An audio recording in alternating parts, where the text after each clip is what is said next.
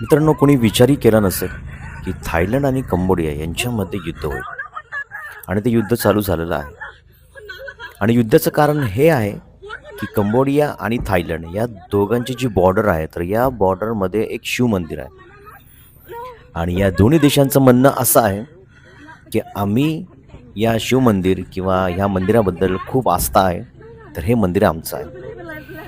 बघा, वाद चालू आहे एका खूप जुन्या शिव मंदिरवरून थायलंड आणि कंबोडिया यांचा. तुम्ही हा जो व्हिडिओ पाहताय त्या व्हिडिओमध्ये बघा की युद्ध अशा लेवलला चालू आहे की अक्षरशः कंबोडियानी बॉम्ब्स टाकलेत आणि ते सिटीमध्ये अक्षरशःमध्ये शहरामध्ये असे बॉम्ब टाकले. जसं आपण इंडिया पाकिस्तान युद्ध चालू होतं, तर आपण काय केलं होतं की जेवढे टेररिस्ट वगैरे आहेत त्यांचे जे काही बंकर्स आहेत, अड्डे आहेत, तिथे टाकले होते.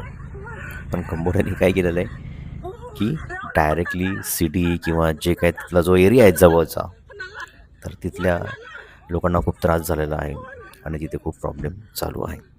बघा, ठीक आहे, आपण भारतीय, आपण इंडियन्स प्रेयर करू, प्रार्थना करू की हे युद्ध थांबावं आणि यातून अजून काही नवीन प्रकार किंवा अजून काही कुठला प्रकारचा त्रास थायलंडला किंवा दोन्ही देशामध्ये होऊ नये अशी आपण नक्की प्रार्थना करू. जय महाराष्ट्र. वंदे मातरम.